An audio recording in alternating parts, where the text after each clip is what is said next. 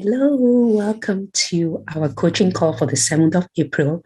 It is April indeed, isn't it? That is so awesome. So let's dive right into things. Let's go into our agenda. We are continuing on with our in-depth training on being a great clinical research monitor. And we really have to increase our understanding of what safety and quality entails in clinical trials. And we're all monitoring, whether we're doing on-site monitoring or at a clinical research site where we're monitoring the data, we're recording it and monitoring it, right? Or we are doing central monitoring, either the CRO or the sponsor, important things. So we're continuing on that. And we're starting a new series. It's called Success in Essentials. And I won't say it's a series. It's a one-off, and then we're diving into a brand new book, which I'm so excited about. So let us keep going. So our monitoring focus, we've been looking at the ICH GCPs, and we're talking about, monitoring procedures. And we start off by saying that the monitor has to follow the sponsor's SOPs. We need to follow written procedures, right? We're not just monitoring clinical trials, just, in a very out of scope, out of anything that we're doing framework, if I can find my words. We're monitoring it according to established processes. And this is really important. This is an industry that is highly regulated because we're dealing with patients. I had an interesting situation happen on a consulting program that I have. After working, this is a very intense oncology program, and there are delays and there are all kinds of things going on. But because I had taken care of a close relative who was in the same situation, I've always seen numbers in our databases for patients as real people. It could be somebody's aunt, somebody's sister. And but now even more so. I mean, I understand what it's like to have a delayed procedure, to have someone who doesn't understand what the processes are, and that causes a delay. So you absolutely want to think about the downstream effect as a result of not comprehending or not taking the time to train on procedures and also updates to procedures. How am I affecting the data integrity and the safety of this clinical trial? So that is really important. Then, of course, monitoring reports. These have to capture everything that has happened during our interactions with the site and our trial-related communication. So people often think of monitoring reports as just the reports that monitors write. I mean, there's so many different types. We tend to focus on that because it's outlined in the monitoring plans. But any type of a written report, right, that you submit, whether it has to do with documenting phone communications, documenting visiting a facility, or documenting your interactions with a clinical research site remotely, that is super important. And then, or any reports. I mean, if you're working at a clinical research site and you're listening to this, and maybe you guys have an internal process as well for monitoring, you actually have to make sure that that is properly documented, and you have to ensure that you're following the right processes for it as well. And then, of course, as anybody knows, whatever reporting that is required, I mean, in any situation, we want to make sure we have the date, what site it relates to, whatever it relates to. It's not just something that you're submitting in a vague manner. You absolutely have to make sure that you're capturing all the information so that it can be tied to what you are discussing. If you write a report and you don't include what you're talking about, who the people involved are, what it pertains to, but it's an amazing report, then really it is vague and it will not be understood. And then, of course, monitoring reports always want to have a summary of what you reviewed.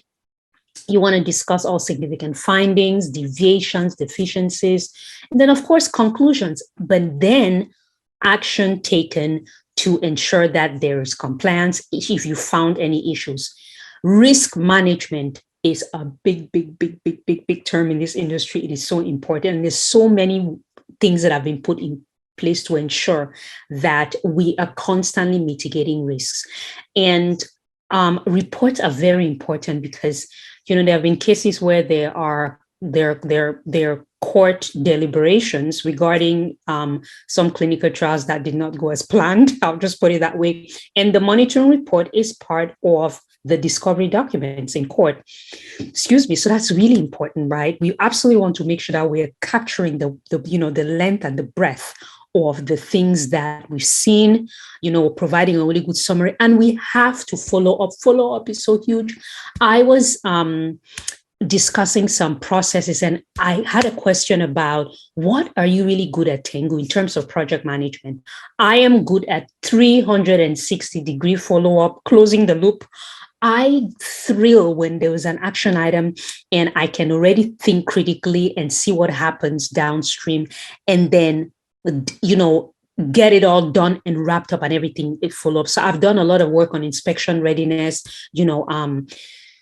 wrapping up audit findings and things like that. In regards to project management in general, I love following up. And it is one of my pet peeves if I'm reviewing a subset of reports that have been submitted by a vendor and there are action items that have just been hanging out for weeks and weeks. Okay, on and on. I'm going to stop. You got to follow up on action items. You have to think critically. You really have to make sure that those things are wrapped up, okay? Rule of thumb, do not wait until the last minute. Be proactive about it. Then there is this section which talks about reports on-site or centralized monitoring should provide the sponsor. Of course, we do receive those, and we have to provide them in a timely manner. You want to make sure that whatever documentation that is required, you have to understand what the reporting guidelines are. When do you have to report it, right? Let me back up a little bit here. What is expected in terms of what has to be captured in the report, right? And then the timeline for writing the report, the timeline for reporting it, and the turnaround onto finalization. So monitoring activity reports always have to be documented, and we have to verify compliance. And then, of course, they talk about reporting of centralized monitoring activities should be regular and independent from the site. And that's the point I was making earlier, that we are in a place in clinical trials where central monitoring is done in addition to on-site monitoring. So every time people say, yeah, I'm a monitor. Yes, that was the term. But now, because of all the compliance issues and the attempt to really streamline monitoring and data capture and everything, just a streamlining of this industry, there is now central monitoring that has really been integrated as part of this process. We're constantly reviewing the data that is coming in. We're constantly looking at what is happening in addition to what the clinical research associate is doing. There is a team that takes care of that, typically has a project manager, data management. You might have some safety people, pharmacovigilance, medical monitor, a clinical scientist. So we're looking at all aspects and making sure that we're mitigating risks, looking for trends. That's really what we're doing on the global project team. Okay, so that's really it for monitoring. The big takeaway is that just follow SOPs, understand what the requirements are for whatever report that you're writing, whether you're a remote monitor, you're on-site, you're central monitor, whatever it is. Understand if reports are needed, and not just the report, the communication, do you have to capture communications in a certain way, right? And you have to make sure that you're adhering to the company's SOPs and procedures. So let's now dive into expanding your mind. Let's lay a solid foundation here so that you can understand and really condense what I just talked about. This Elizabeth Town is one of those new age authors, and there's certain ideas that are just so concise and so rich and the steps are so simple that when one digests them, they make such a huge impact on our lives. And she gives some ways by which we can achieve our goals, or we can allow our goals to pop into our reality.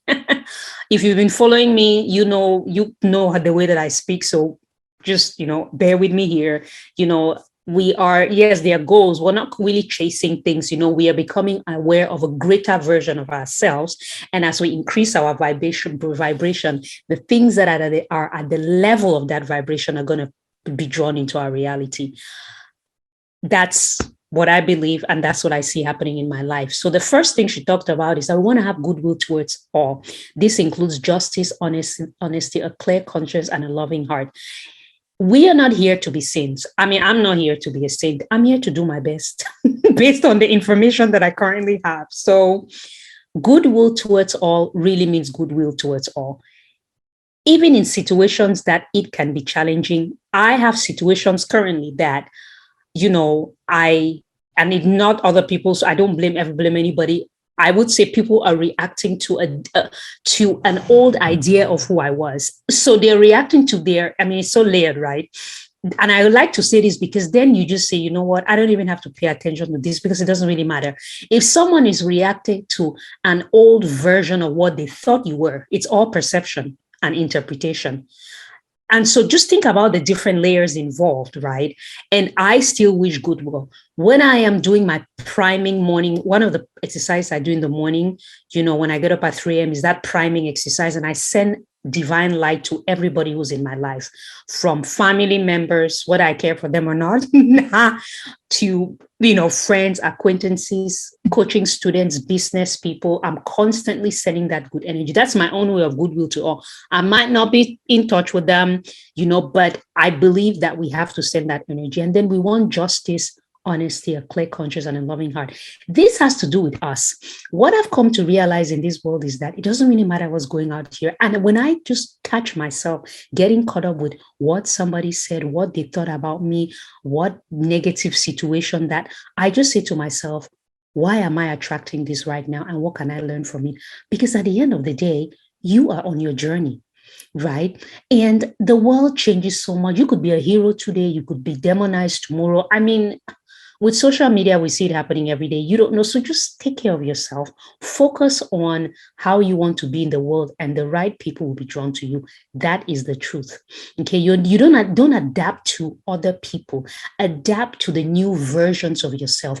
Look at the old version of yourself and say, you know what new things do I want for my life? And how can I rise to that level of vibration? We're not adapting to the world, right? You're adapting to the world that you want to see. So if you're adapting to the world that you want to see, what does it matter what people say? It doesn't really matter, because that has nothing to do with you, okay? Because you're adapting to the better version of yourself. You're saying, this new version of myself, how are they thinking? How are they living? How are they seeing the world? Okay, and that's who I want to think and feel and live like. And my thing I always tell myself is that version of myself, if people were saying what they're saying now, would they care? They'll be like, I don't care. I'm living my fabulous life. So justice, honesty, a clear conscience, and a loving heart is to do with you. It's to do with you. That's really what it has to do with, because if you keep following people, the winds of change will blow you left and right, and it won't take you anywhere. Then once you've established this, she says you have to have an aim, a stake to be reached. You must have something that you're attracting to you, right? It feels like we're moving through journeys in life, from one step to another and another and another. But things are actually being drawn to us. And because of the way we perceive the world, we think that we're getting it, but the things are being drawn to us. There is this movie called Tenet. Oh my God, by Christopher Nolan, my favorite movie director in the whole world. I think is incredible. His movies, I've watched all of them, incredible. But it is about how, I won't go into the details here, spoiler alert, but basically objects move through time in a very interesting way, right? They are moving.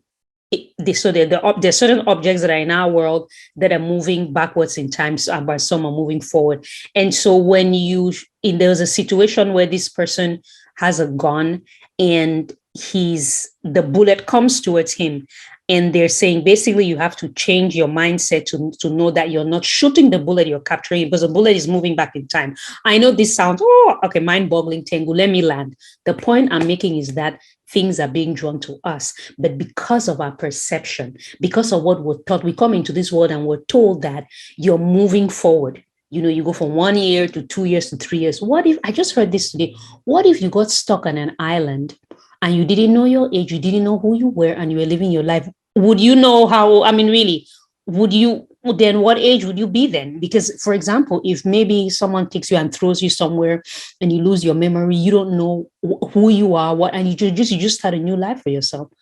what would be your age then? Because even the concept of aging is something that we've told ourselves, right? So an aim, a stick to be reached just means something that I'm striving for. And that is always a grand and fuller expression of myself. So I feel the space that I'm in to the point where new things are attracted to me. I take in new ideas, and I start seeing my life in a completely different way. I personally get up at 3 a.m. Even today, I mean, I didn't want to sleep today. I was so excited about the day starting. I got up earlier, but I get up at 3 a.m. and I start my day with this priming and, just exercises that really cause me to vibrate at a very high level so that the right things can be drawn to me. Then she says, you want to have eternal stickiveness. This should be an N, you guys. This should be an N. Let's play from the current slide. Okay, great. Eternal stick to it evenness. That's a mouthful, isn't it? So you got to stick to it. And let me expand a little bit on sticking to it from my personal experience. I had a general vision of what I wanted to attract to me. Now the means has changed. It's changed so much. The overriding idea is still there. Serve people, expand, be more abundant in this world. Serve people, give people more reuse value than I take from them in cash value. At first, I had it so defined, a specific thing. And now I have realized I have general principles. I have general things that make me happy. Okay. And I keep talking about myself because I'm the coach and I'm just kidding. I talk about because I can only talk about my reality and what I've lived. And because I practice all of this. So what I have learned is that the plan and the avenues will always change. So you want to have general principles. Say, for example, you say, oh yeah, I want to live in a massive big house. Why do you want to live in that massive big house? Because you want to have more space. You want to feel expanded. You want to feel inspired. So think about, I want to be in an inspiring environment, right? That would be the general principle. And then the other part will fill itself out. So stick to itiveness will constantly change the way it comes about, but it will always be leading you to the general principles that you have. Then she talks about concentration of thought and effort upon the details of reaching the stick set. Okay. Now, when you have a general idea, what happens is that the details start forming. Many times, and I've learned this so much, we get too much in the details. It's like, oh yeah, I want this thing. I mean, you could just lose your mind. Oh, I want to live in a big house. Yeah, I have to go talk to so-and-so. And then I have to look at the loan and that's a lot. But when you have a general idea that you want freedom, you want a bigger space, because in a bigger space, you feel liberated, you can run around, you feel free, you feel abundant, you feel expansive. When you have that general idea and then things start happening, then you can focus on them. God, the universe will send you somebody who happens to know someone who has the same type of house that you're looking for, right? And then now you can go to the details because you have to go visit the house. You have paperwork that you have to fill. But you start from that general idea and then you put effort in the details. Always so important. Now, that is the success essential for today. Let me recap. Monitoring, we're talking about capturing, following company SOPs, but really ensuring that when we're writing reports, we're following the details. And of course, Elizabeth Town's thoughts on success. Favorite, goodwill. You have an aim and a stick, general idea. You stick to it, you adapt, you adjust, right? And then when that general piece is there, I like talking with my hands, so I'm moving them on purpose now. And that's effort, right? When that general idea is there, and then as things start filling in, then you now focus on those things. So I thank you guys and happy April. And we will continue next week. Be well. Bye.